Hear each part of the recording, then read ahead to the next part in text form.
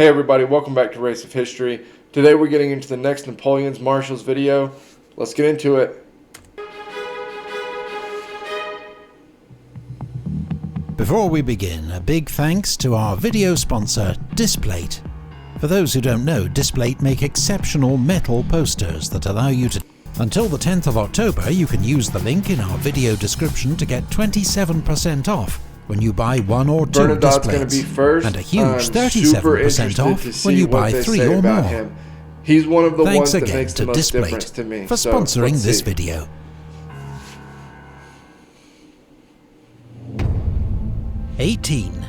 Marshal Bernadotte.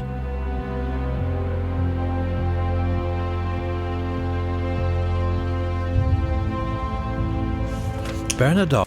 That's an interesting quote. Somebody brought that up in the comment section during a video that was talking a lot about Bernadotte, because that was one of the questions I had, was essentially, did Napoleon have an aneurysm whenever he figured out that Bernadotte not only was not going to continue to fight with him, but was actually going to bring an army back to fight against him with the coalition. However, apparently it was made abundantly clear that Bernadotte was going to be no longer representing the interest of France. He was not a leader of France, he was a leader of Sweden, and so he was going to represent the interest of Sweden. He made that abundantly clear, and so that quote made more sense in that context. Enlisted in the French Royal Army aged 17 and proved a model soldier, rising to become the senior non-commissioned officer in his regiment in just 10 years. The French Revolution and active service opened the door to rapid promotion. He was made an officer, and thanks to exemplary leadership and courage, rose in rank from captain to general of division in a single year. Not even Napoleon rose through the ranks as quickly. He particularly distinguished himself at Fleurus, leading an attack that helped secure Jourdan's famous victory. As a professional soldier and ex-sergeant major, Bernadotte insisted on the highest standards of discipline and conduct from his men. He even fought a duel with his own chief of staff, whom he accused of taking a bribe. In 1797, Bernadotte was transferred to Italy, where he served under Napoleon's command for the first time.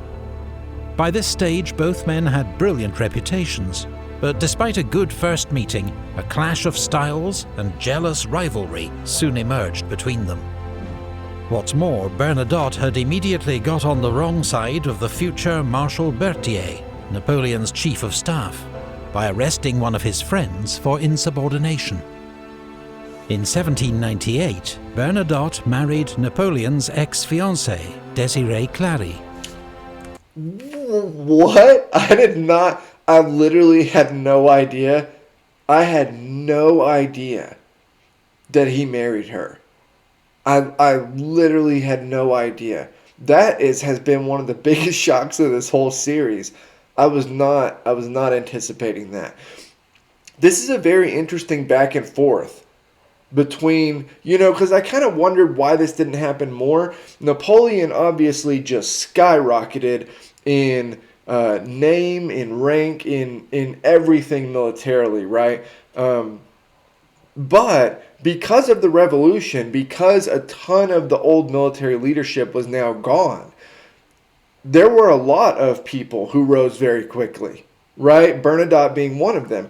And so I guess I need to look more into this, but I'm surprised that this isn't more common, kind of clashes between some of these fast and high-rising officers. Her sister Julie was married to Napoleon's brother, Joseph, meaning Bernadotte was now family. But when Napoleon asked Bernadotte to support his coup of 18 Brumaire, he refused, though he did not actively oppose it. Napoleon suspected Bernadotte of conspiring against him, but the Clary sisters helped to keep the peace. Throughout this period, Bernadotte held key posts as Minister of War in 1799, Commander of the Army of the West in 1800, and Governor of Hanover in 1804. proving highly effective in each role. That year, Napoleon made Bernadotte a Marshal, and he commanded 1st Corps at the Battle of Austerlitz, playing a relatively minor part in the Emperor's great victory. Nevertheless, he was rewarded with the title Prince of Pontecorvo. But his relationship with Napoleon remained difficult. In 1806, as Napoleon took on Prussia, Bernadotte was blamed for failing to support Marshal Davout at the Battle of Auerstedt, and was nearly court-martialed. Though Bernadotte partly redeemed himself with a vigorous pursuit of the beaten Prussians. The next year, he missed the Battle of Eylau after his orders were intercepted by the Russians, and a gunshot wound to the neck meant he also missed the Battle of Friedland, with command of 1st Corps passing to General Victor. When war resumed with Austria in 1809, Bernadotte was given command of the 9th Saxon Corps. On the evening of the first day at the gigantic Battle of Wagram, his troops were in heavy fighting with the Austrians. But dressed in white, like the Austrians, they came under devastating friendly fire, panicked and routed. The next morning, Bernadotte pulled his men back without orders, and when they later retreated again, he and the Emperor exchanged sharp words on the battlefield. Bernadotte then issued a proclamation to the Saxons praising their conduct and outraging Napoleon. Bernadotte was sent in semi-disgrace to the Dutch coast to oversee the defeat of a major British landing at Walcheren. But another triumphant proclamation, effectively publicizing the strength of his forces, further infuriated Napoleon. In an unlikely twist of fate in 1810, Swedish politicians invited Bernadotte to become Crown Prince of Sweden. The current This is incredibly interesting. I did not realize there was as much animosity between Napoleon and Bernadotte way back early in this conflict. I assumed, obviously, that once the whole Swedish thing happened, that there might be quite a bit of animosity there, especially when he returns at the head of an army. But I did not know how far back this went. So does Napoleon push him to Sweden to get him out of here? Is he like, yeah, sure, go for it. Go up there thinking like this is a win-win. It will spread French influence by putting a Frenchman on the Swedish throne, but also it will get Bernadotte like out of my hair for a while. Is that part of the thing here? Because it seems like that might be part of the thing here. The king was old and childless, and Bernadotte was a proven general and administrator, member of the French imperial family, and well regarded by Swedish army officers, who remembered his fair treatment of Swedish prisoners 3 years earlier in Pomerania. Napoleon was at first bemused, remarking that he could think of other marshals who were better qualified, but he did give his assent, even when Bernadotte made it clear that as Crown Prince he would pursue Swedish interests. He was true to his word. Okay, so it's hard for me to give Napoleon kind of the benefit of the doubt here. He's really being a dick. I mean, it's funny, but that's what he's doing. It makes much more sense to me now that Bernadotte returns at the head of an army, that he joins the coalition. It makes way more sense to me now. Even besides the agreements with the coalition forces, even besides those, it makes way more sense why this was the case. 3 years later, with Napoleon on the ropes after his disastrous invasion of Russia, Crown Prince Bernadotte brought Sweden into the Sixth Coalition and declared war on France. With his insider knowledge, he helped the Allies to devise the Trachenberg Plan, a strategy for defeating Napoleon in Germany by avoiding battle with Napoleon himself and targeting only his marshals. In September, Bernadotte defeated former comrades Marshals Oudinot and Ney at Dennewitz. 5 weeks later, he played a major role in the great Allied victory at Leipzig. Bernadotte's legacy would prove the most lasting of any of Napoleon's marshals. The royal house of Bernadotte sits on the Swedish throne to this day. Bernadotte was labelled a traitor by Napoleon's supporters, though not by Napoleon himself. He was unquestionably a gifted soldier and administrator. But his personality clash and long-running feud with the Emperor meant he was never a great marshal. 17. Marshal Augereau.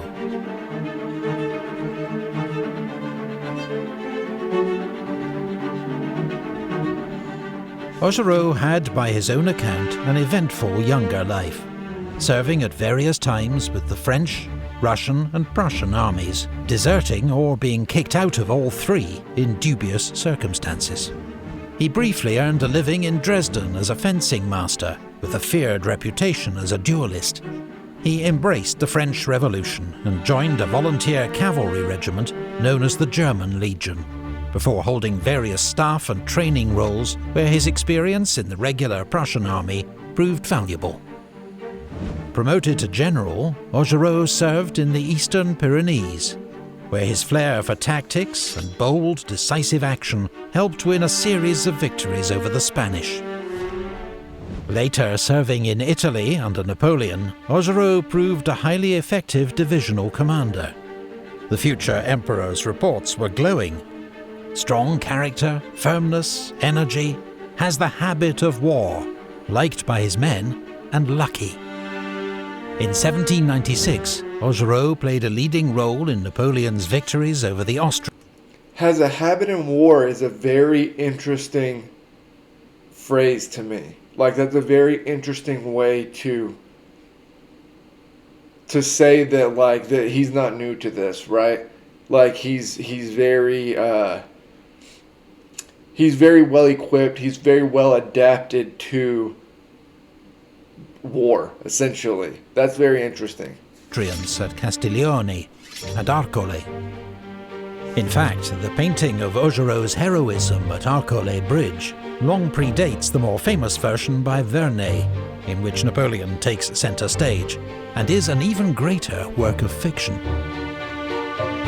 Augereau's standing among fellow generals, however, was damaged by an enthusiasm for looting to rival General Brune, while others were irritated by his loud and boastful manner.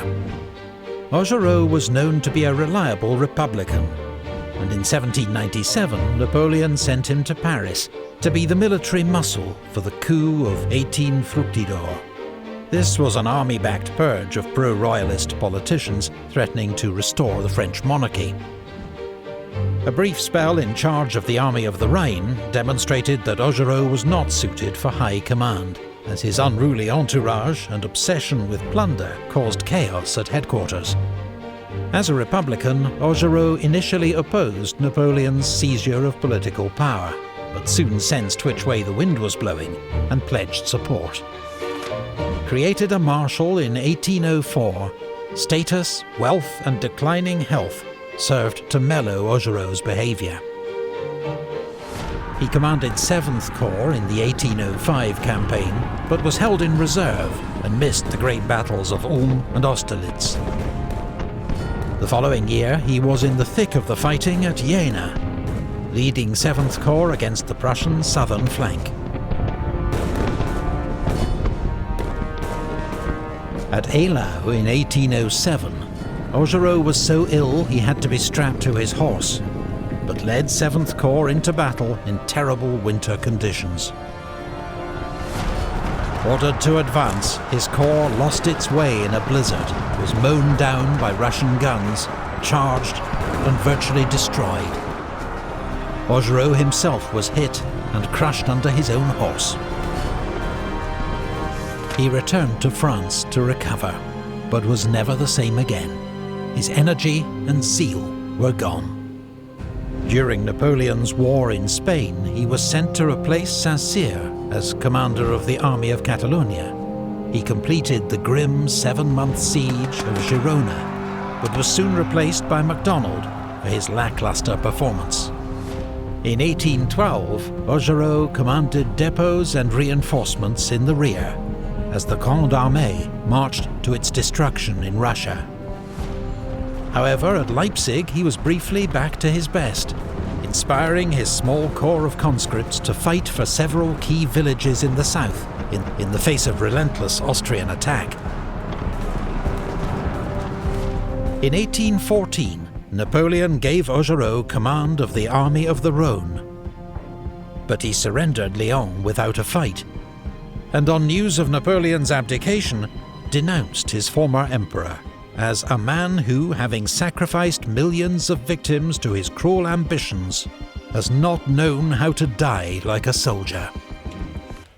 Man, what a harsh quote that is. When Napoleon returned from exile in 1815, Augereau proclaimed his loyalty once more, but the emperor was not interested.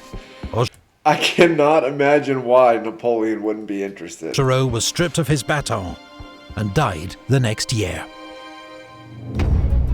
16. Marshal Lefebvre.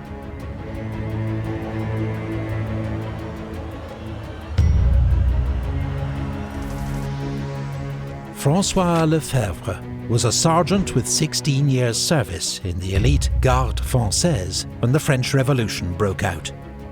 When the Guard was disbanded, he became an officer in the Paris National Guard and received the first of many wounds protecting the royal family from an angry mob. Every inch the soldier, the Revolutionary Wars brought Lefebvre opportunity for active command and rapid promotion. In just 2 years, he rose from captain to general, establishing a reputation as a formidable divisional commander, a good tactician, brave, energetic, and attentive to the needs of his men. Man, I feel like all of these marshals at this point have a ton of battle armors leading up into this. What, battle armors? No, battle honors. Sorry. They have a ton of battle honors at this point. You know, all of the ones that we did before were kind of... They weren't all honorary, but a lot of them were short-lived. They had connections to the old monarchy, or they were political in nature. These, the ones we're looking at, have a whole list of like proclamations, things they have done well while they're in the military. Chief of Staff, the future Marshal Soult, acknowledged that he learned much from Lefebvre's example. Wow. In 1799, Lefebvre commanded the Paris military district. Not much impressed by politicians, when Napoleon asked him to support a coup, he was all for it, declaring, "Yes, let's throw the lawyers into the river." In 1804, Napoleon made Lefebvre an honorary marshal. Honorary because Napoleon assumed Lefebvre would prefer a quiet life in the Senate after a decade's active service with the scars to prove it. But he'd underestimated Lefebvre, who pleaded for a frontline role.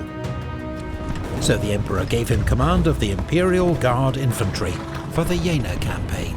Wow, that is so interesting to me. So he has this huge list of accomplishments, and Napoleon gets the go-ahead from him for the coup. He's all on board for it, and it's this thing where there's an alliance here, obviously, between Napoleon and Lefebvre, where Napoleon gives him the honorary marshal's baton, but expects him to, stay in the role of politics.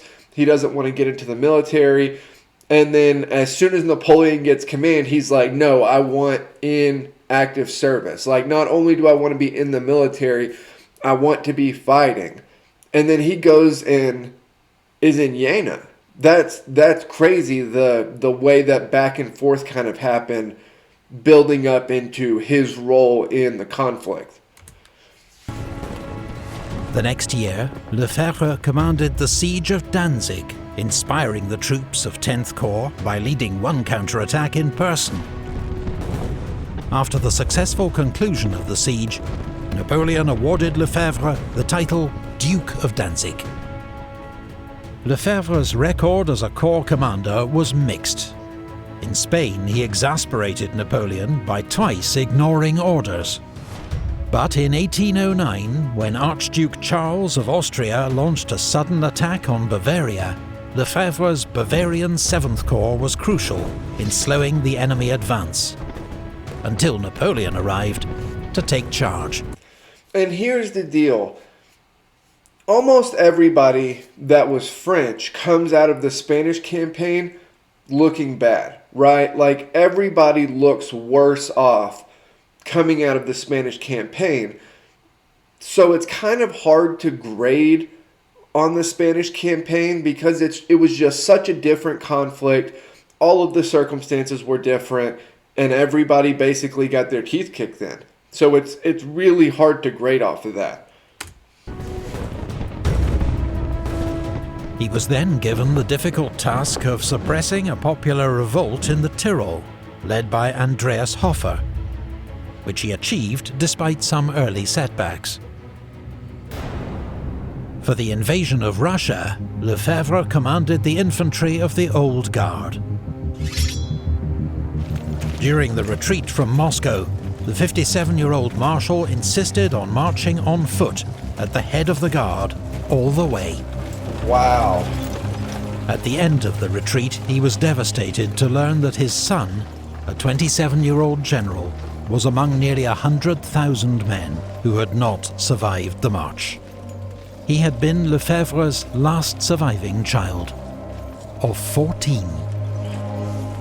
After a year recovering from exhaustion and grief, Lefebvre returned to lead the Old Guard one last time in the defense of France, and was in heavy fighting at Montmirail and Montereau. But in April 1814, he was one of the marshals who confronted Napoleon with the reality of his position and forced him to abdicate. Lefebvre and his wife, an ex-washerwoman turned duchess, were famous for their lack of airs and graces, for honest, blunt speech, and for always helping out old comrades. When a friend commented on Lefebvre's wealth and titles, the Marshal invited him into the courtyard. "I'll have 10 shots at you with a musket at 30 paces, he told him. "If I miss, the whole estate is yours." When the friend declined, Lefebvre added, "I had 1,000 bullets fired at me from closer before I got all this." Lefebvre was too... That is a wild quote. That is a wild quote. Like, yeah, sure, let me take these shots at you, and, if you survive, you can have all this. And then when he says no, he's like, well, that's what I did before I got all this. That is crazy.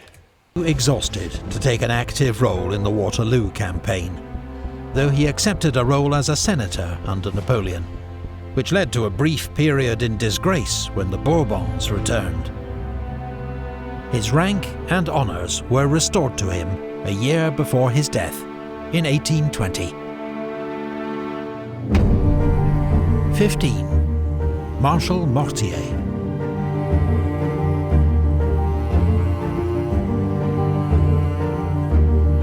Edouard Mortier was from a prosperous middle-class background in northern France. When the French Revolution began in 1789, he volunteered for the National Guard, a new middle-class militia charged with preserving order and defending against counter-revolution.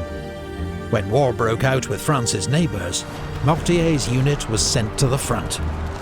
Standing 6'4", Mortier was conspicuous for his height and bravery, being wounded twice and winning praise from his commander, the future Marshal Lefebvre. In 1799, Mortier fought under General Massena's command at the Second Battle at Zurich, helping to defeat the Russians and winning promotion to the rank of General of Division. Mortier then spent 3 years commanding the Paris military district. His efficiency impressed the new First Consul, Napoleon Bonaparte, who chose him for an important mission in 1803. Man, he looks so different that young. The occupation of Hanover, a German state belonging to the Hanoverian kings of Britain, with whom France was, once more, at war. Mortier carried out this assignment with tact and diplomacy, ensuring the occupation was unopposed. This delighted Napoleon, who rewarded him a year later with the rank of Marshal. Following Napoleon's victory over the Austrians at Ulm in 1805, Mortier and his new 8th Corps led the pursuit of the retreating Russians, but became encircled by a much larger force at Dürrenstein. Mortier fought his way out of the trap with a nighttime bayonet charge, a remarkable escape, but his corps suffered heavy losses. Mortier and 8th Corps were in a supporting role for the Jena campaign of 1806. But the next year at Friedland, his corps played an important role holding Napoleon's left wing, as the Emperor inflicted a devastating defeat on the Russians. Mortier was well liked by all, and almost uniquely did not engage in feuds and rivalries with the other marshals. Oudinot was a... Wow, that's like unheard of, right? Don't most of them hate the rest of them? Maybe that's a little bit too far, but don't they disagree on a lot? Don't they quarrel quite a bit? Particular friend. In East Prussia, their party trick was to snuff out the candles with pistol shots. They always paid generous compensation for damage caused. In 1808, Mortier joined Napoleon for the invasion of Spain and commanded 5th Corps at the brutal siege of Zaragoza. He then helped win a series of victories over Spanish forces, including the crushing victory at Ocaña, operating alongside another friend, Marshal Soult. Mortier was recalled to France to organize and train the Young Guard, a new junior unit of the Imperial Guard, made up of the best conscripts from each year's intake. Mortier led the Young Guard in Russia in 1812, but was powerless to prevent the Corps' destruction on that campaign. First through exhaustion and disease on the march to Moscow, then on the retreat, where his surviving troops were effectively sacrificed to hold open the road at Krasny and allow the army's escape. Mortier continued to command the Young Guard during Napoleon's campaigns in Germany and France, and was never far from the action. At Lutzen, he was trapped under his wounded horse, was in heavy fighting at Leipzig, and had his hat shot through outside Paris.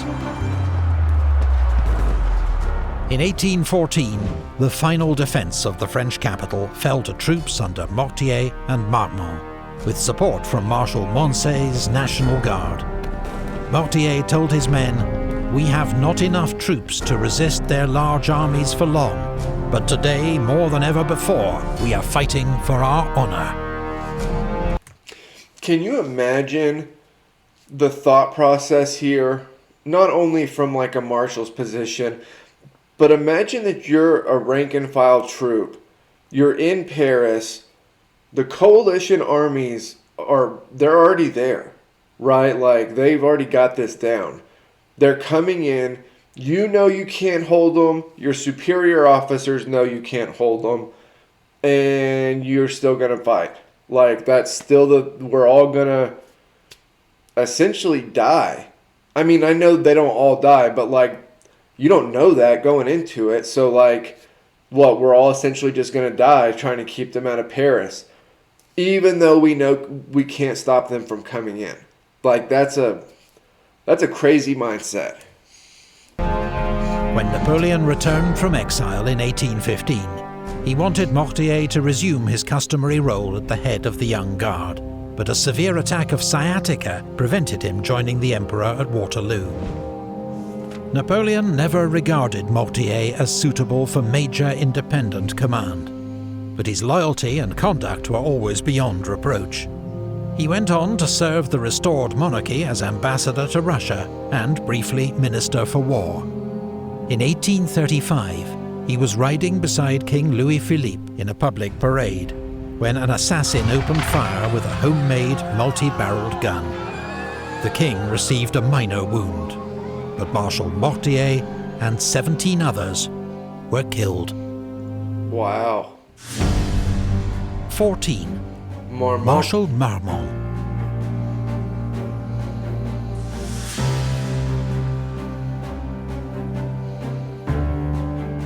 Marmont, like Napoleon, was a trained artillery officer and met the future emperor for the first time at the Siege of Toulon, where Napoleon made his name.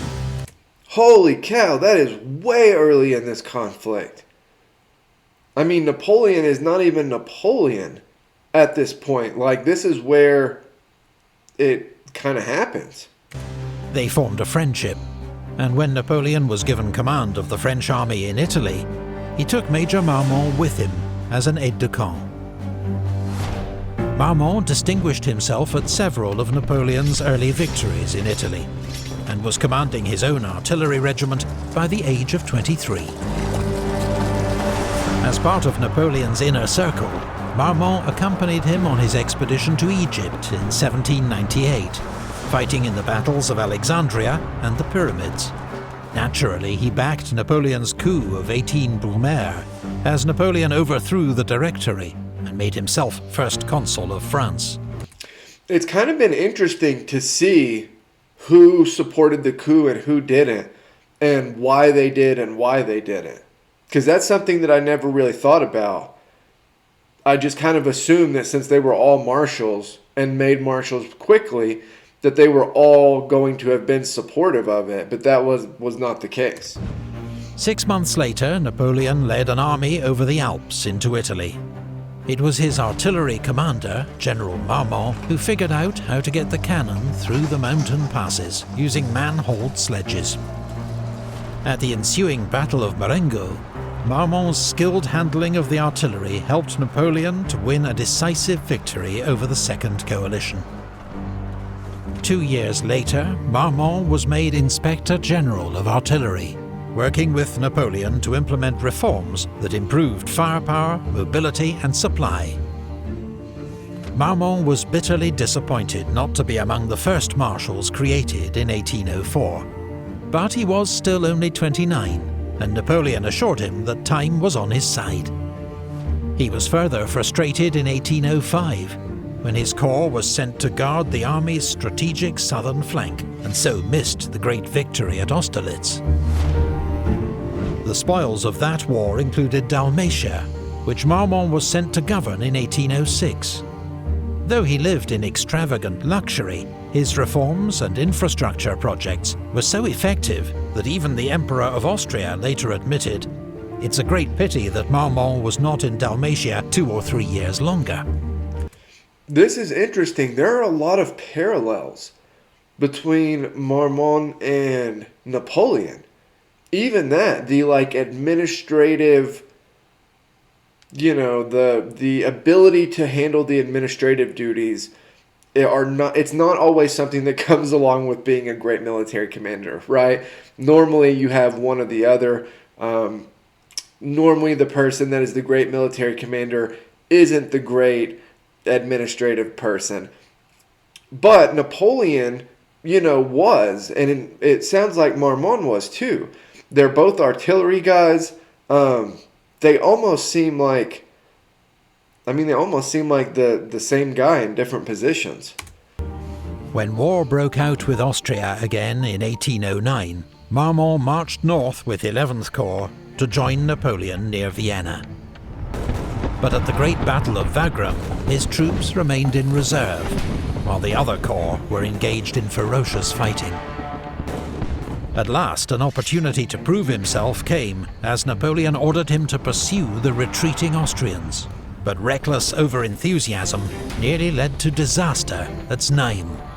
A week later, Napoleon created 3 new marshals: MacDonald, Oudinot and Marmont. MacDonald for France, it was said, Oudinot for the army, Marmont for friendship. Napoleon then rather undermined the moment by telling Marmont, "Between ourselves, you've not yet done enough to justify my choice." Why? Why is he being a dick to this guy? Does anybody know what the thought process here? Because I feel like he's particularly sidelining him, hamstringing him I don't know. What's the reasoning behind this? His big chance came in 1811, when he was sent to Spain to replace Marshal Massena. But after a promising start, and some bold manoeuvring against the British on the Douro River, he stumbled into disaster at Salamanca. That is messed up. He has been waiting for an opportunity over and over and over again, and his first big opportunity is in freaking Spain, where the Marshals' legacy literally go to die. Marmont himself was an early casualty of the battle, badly wounded by a shell burst and carried from the field, as Wellington routed his army. After convalescing in France, Marmont was back with the Grande Armée in 1813, as Napoleon battled to save his empire. He commanded 6th Corps throughout the campaign in Germany, fighting at Lützen, Bautzen and Dresden. At Leipzig, he held the northern sector with skill and determination, making Blücher's Prussians pay a high price for the village of Möckern.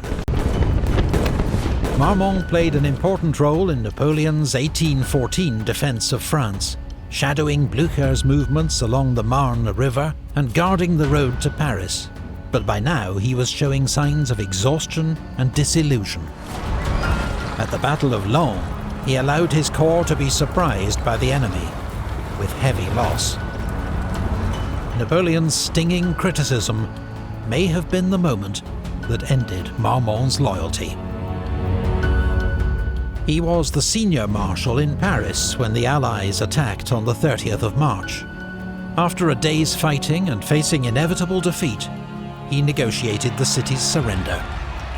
5 days later, with Napoleon at Fontainebleau still planning to march on Paris, Marmont marched his corps over to the Allied lines and surrendered. Napoleon was shocked at this betrayal by one of his oldest comrades. He'd already been persuaded that he must try to abdicate in favour of his 3-year-old son. Now he accepted that he must abdicate without conditions. Whether Marmont acted to save lives, out of self-interest or spite, or a combination of all three, remains the subject of heated debate. Yeah, what do you guys think about that one? I'm kind of conflicted because of what I said earlier about Napoleon sidelining him, keeping him kind of off to the side, and then give his first opportunity sends him to Spain, where there's constant failure. I don't know. What do you guys think about that, on what the reasoning was for Marmont? We do know that he was well rewarded by the restored Bourbon king, and never forgiven by Bonaparte loyalists. As military commander of Paris in 1830, Marmont could not prevent the next revolution, and had to flee France. He spent the rest of his life in exile, becoming tutor while he was in Vienna to Napoleon's son, the Duke of Reichstadt. He was the last of Napoleon's marshals to die, in Venice in 1852.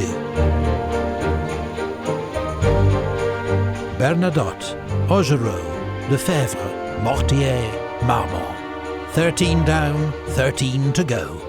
Join us for part 3, when we'll continue the countdown, coming soon. Alright, so that was the next one of Napoleon's Marshals. Like, comment, subscribe, help me keep building the channel, and I will get to the next Napoleon's Marshals video tomorrow, and I'll see you guys then.